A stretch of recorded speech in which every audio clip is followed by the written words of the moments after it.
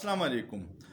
شہباز شریف نے تقریباً اپنا آخری خطاب کیا ہے جس میں اس نے بہت بڑے بڑے دعوے کیے ہیں، اور ان دعووں میں یہ ہے کہ ہم نے ملک کو اندھیروں سے نکال کے خوشحالی کی شاہراہ پہ ڈال دیا ہے، ہم نے اپنے ووٹ بینک کو نہیں دیکھا بلکہ اسٹیٹ بینک کو دیکھا ہے۔ لیکن یہ تینوں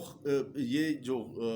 بیانیہ ہے اس کو ایک ہی دن کے تین خبروں نے، یہ جو اربوں روپے میڈیا کو اشتہارات کھلا کے بیانیے بناتے ہیں، وہ ایک ہی دن میں برباد ہو گیا۔ ڈان میں خبر چھپی ہے کہ پاکستان میں جو لارج سکیل مینوفیکچرنگ ہے، یہ انہوں نے سٹیٹسٹک ڈیٹا جو حکومت نے جاری کیا ہے اس سے اخذ کیا ہے کہ اس میں تقریباً 40% کمی آئی ہے۔ آپ کے ایکسپورٹ میں کمی آئی ہے جس سے انڈسٹری بند ہو گئی ہے اور آپ کے لاکھوں لوگ بے روزگار ہو گئے ہیں۔ دوسری خبر ایکسپریس ٹریبیون میں ہے کہ پچھلے رجیم چینج کے بعد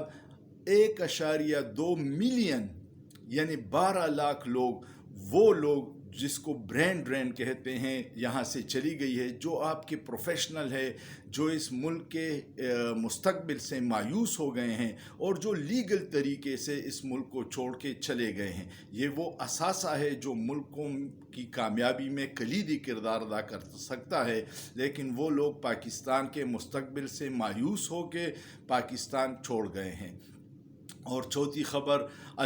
تیسری خبر الجزیرہ کی ہے جس میں انہوں نے حکومتی ڈیٹا سے یہ اخذ کیا ہے کہ IMF کا ڈیل ہونے کے بعد بھی پاکستان کی معیشت مشکلات سے نہیں نکلے گی اور عوام کو کوئی ریلیف نہیں ملے گا، بلکہ اس پہ مہنگائی کا بوجھ اور بڑھ جائے گا۔ رجیم چینج جنہوں نے کیا ہے وہ اب سب کے سامنے ہیں، لیکن جو مسخرے ہم پہ مسلط کیے گئے تھے، جنہوں نے اپنی بندر بانٹ کر کے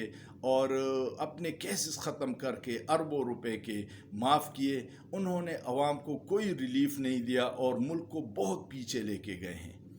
اللہ ان سب کو ہدایت دے اور اللہ ہم سب پاکستانیوں پہ اور پاکستان پہ اپنا فضل کرے۔ سوچئے، سوچنا جرم نہیں ہے۔